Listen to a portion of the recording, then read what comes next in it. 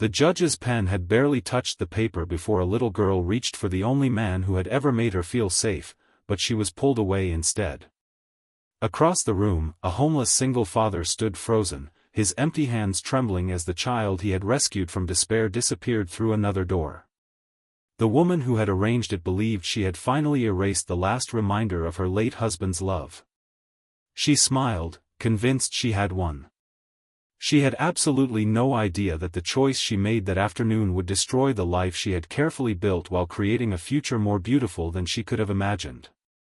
If you believe kindness, forgiveness, hope, and second chances can change lives, please take a moment to like this video, leave a comment, share it with someone who needs encouragement today, and subscribe to our channel so you never miss another emotional journey.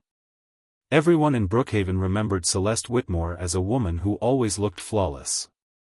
Her expensive clothes, polished smile, and carefully rehearsed kindness convinced most people she had a generous heart. Only those who lived inside her home understood how cold she truly was. After marrying wealthy architect Harrison Whitmore, Celeste spent years pretending to adore his cheerful daughter from his first marriage. The little girl, named Alara, had bright blue eyes that carried endless curiosity and a heart so gentle that she apologized whenever someone else was upset. Harrison treasured his daughter more than anything, and although Celeste hid her resentment behind elegant smiles, she secretly hated that every family photograph reminded her she would never be the center of Harrison's world. When Harrison unexpectedly suffered a fatal stroke during a charity event, everything changed in a single afternoon. His will left most of his fortune in a trust that could only be accessed for Alara's education and future. Celeste inherited enough to live comfortably, but nowhere near the lavish lifestyle she believed she deserved. Overnight, the child she had tolerated became, in her mind, the obstacle standing between her and complete control. At first, Celeste tried to maintain appearances. She attended school events, smiled for neighbors, and posted carefully staged family photographs. Behind closed doors, however, Alara found herself eating alone, spending entire weekends isolated in her room, and hearing constant reminders that she was unwanted. Every drawing she created for Celeste ended up quietly thrown away. Every attempt to earn affection met only silence. Several miles away, another life had collapsed just as dramatically. Rowan Mercer had once owned a thriving furniture workshop. His handcrafted tables and cabinets filled homes across the county, and customers waited months for his work because every piece reflected patience, honesty, and pride. After his wife Clara passed away following a long illness, Rowan buried himself in work while raising their infant son, Owen. Then disaster struck again. A warehouse fire destroyed nearly everything he owned.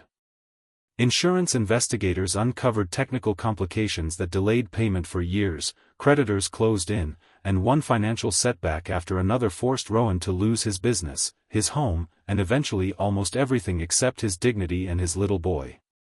Homelessness did not change Rowan's character. Every morning he washed himself and Owen at public facilities, dressed the little boy in freshly cleaned clothes donated by local churches, and searched endlessly for honest work. He refused to beg.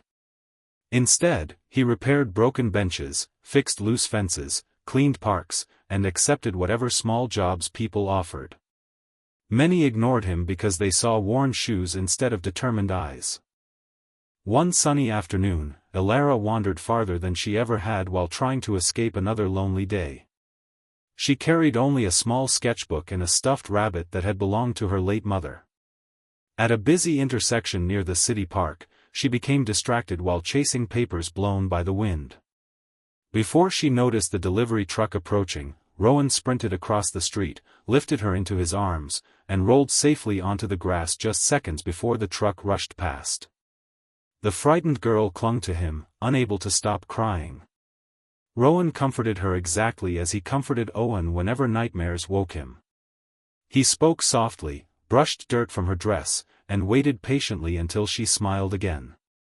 Owen offered Alara half of the sandwich he had been saving for himself, never hesitating despite having very little.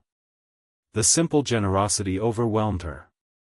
No expensive gift she had ever received had felt as meaningful. When authorities located Celeste, she arrived more irritated than relieved. She thanked Rowan just loudly enough for nearby witnesses to hear but never looked him in the eyes. Instead, she focused on how embarrassing the entire situation had become. Over the following weeks, Elara repeatedly asked to visit the park. She secretly hoped to see Rowan and Owen again. Sometimes she brought extra apples or small books she had finished reading. Rowan always accepted them with gratitude but insisted she never give away anything valuable. He encouraged her to stay curious, keep drawing, and never let difficult people convince her she lacked worth. Those brief daytime meetings became the brightest moments in Elara's lonely life. Celeste noticed. Instead of feeling grateful that someone treated Elara with kindness, she became furious. She convinced herself the homeless father was manipulating the child. Then a darker idea slowly formed. If Elara disappeared from her life completely, every inconvenience would disappear as well. Celeste quietly contacted child welfare officials, exaggerating Elara's behavioral problems while claiming she could no longer provide adequate care. She insisted the girl required a fresh start. During one meeting, she casually suggested Rowan as a temporary guardian, describing him as someone the child trusted. She knew exactly what she was doing. She believed no homeless father could ever pass long-term evaluations. Once Elara entered the system, Celeste expected she would eventually be placed elsewhere, far away, while Celeste remained free of responsibility. The day paperwork was signed, Celeste barely concealed her satisfaction.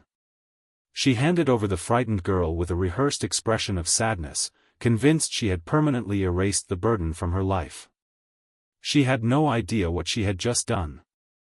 The supervising social worker, Meredith Collins, had spent months quietly investigating Rowan after witnessing his remarkable devotion to Owen. She had discovered something astonishing. Rowan had never stopped fighting. He had completed every parenting class offered at community centers, maintained spotless records despite homelessness, accepted counseling after his wife's death, volunteered wherever possible, and recently qualified for a housing assistance program. Even more surprising, the delayed insurance dispute had finally reached a legal conclusion. Within days of Elara entering Rowan's temporary care, the insurance company released the settlement they had owed him for years. It was enough to purchase a modest home, replace essential woodworking equipment, and reopen a small custom furniture business. Everything changed almost overnight. For the first time in years, Rowan tucked Owen and Elara into clean beds inside a little white house with a cheerful front porch. The refrigerator stayed full. Laughter echoed through rooms that had once been silent. Elara covered the walls with colorful drawings while Owen proudly helped Rowan build bookshelves, flower boxes, and a wooden swing beneath an old maple tree. Every meal was shared around the same table. Every success, no matter how small, was celebrated together. The greatest miracle was not financial recovery. It was healing. Elara gradually stopped flinching whenever adults entered a room. She laughed freely. She joined school art clubs, made friends, and smiled with the confidence of a child who finally believed she belonged somewhere. Teachers noticed remarkable changes. Counselors documented her emotional recovery.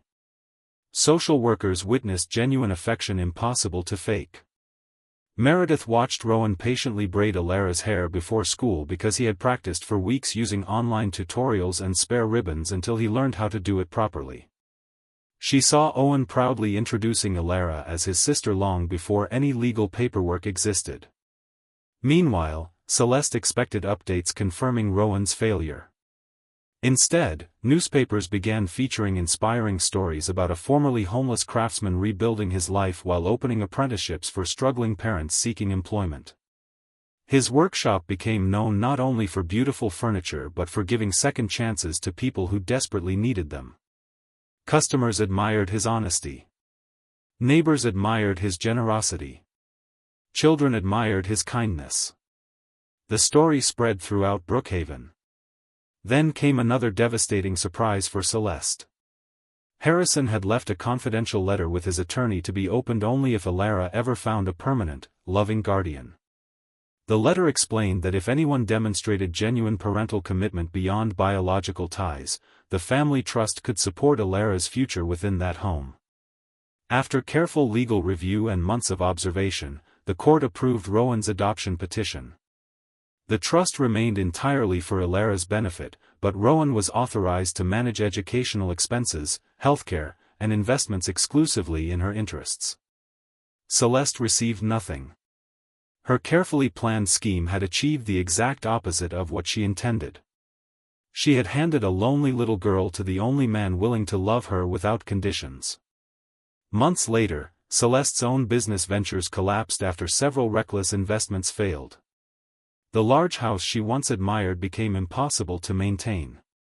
Former friends quietly disappeared once the luxury parties ended. During one bright afternoon, she found herself walking through the town square where Rowan's workshop displayed handcrafted furniture surrounded by blooming flowers. She paused across the street. Inside the open doorway, Alara laughed while helping Owen sand a small wooden birdhouse. Rowan smiled proudly as he guided both children with endless patience. Their happiness was effortless. There were no expensive decorations pretending to create love. There was simply love itself. For the first time in years, Celeste truly understood what she had thrown away. Not money. Not property. A family. She gathered enough courage to approach. Alara noticed her immediately. The little girl who once searched desperately for approval no longer looked frightened. She looked peaceful. Celeste struggled to speak. Pride had finally surrendered to regret. Tears blurred her carefully applied makeup as she admitted she had failed the child who needed compassion most. She confessed that jealousy had poisoned her heart until she could no longer recognize kindness when it stood before her. Rowan listened quietly. He could have reminded her of every cruel decision. He could have celebrated her downfall. Instead, he simply said that children should never carry the weight of adults' mistakes and that healing always begins when someone accepts responsibility. Those words broke the last wall around Celeste's heart. She apologized directly to Alara. The little girl did not pretend the pain had never happened. She simply thanked Celeste for telling the truth at last and wished her genuine peace. Forgiveness did not erase the past, but it prevented the past from controlling the future. As seasons passed, Rowan's workshop flourished into one of Brookhaven's most respected local businesses. Apprentices who had once struggled with homelessness found stable careers. Owen grew into a confident young boy who believed helping others was simply what families did. Alara earned regional awards for her artwork, often painting scenes of ordinary people choosing extraordinary kindness. Her favorite painting showed two children holding hands beside a weathered wooden bench beneath a bright afternoon sky. At the bottom she wrote a simple sentence that brought many visitors to tears. "The richest home is the one where love arrives before judgment." Before we reach the end of this story, we'd love to hear from you. Please leave a meaningful comment telling us whether you believe forgiveness is stronger than revenge, or share a moment when someone gave you a second chance that changed your life. Years after the painful courtroom afternoon that had begun with heartbreak, Rowan stood outside the same courthouse surrounded by smiling friends, grateful neighbors, and two children who now called him Dad without hesitation. Sunlight poured across their faces as Alara wrapped her arms around him with complete confidence. Once, he had believed losing everything meant his story was over. Instead, life had quietly been preparing him for the family he was always meant to have. The woman who believed she had discarded an unwanted burden had unknowingly placed a precious child into the safest hands possible. Her worst decision became someone else's greatest blessing, proving that love is never measured by wealth, appearance, or blood but by the quiet sacrifices made every ordinary day. Sometimes the people the world overlooks become the heroes who rebuild broken hearts, and sometimes the greatest miracles begin the very moment everything seems lost. If this story touched your heart, please like this video, leave a meaningful comment, share it with someone who needs hope today, and subscribe to our channel so you never miss another emotional journey.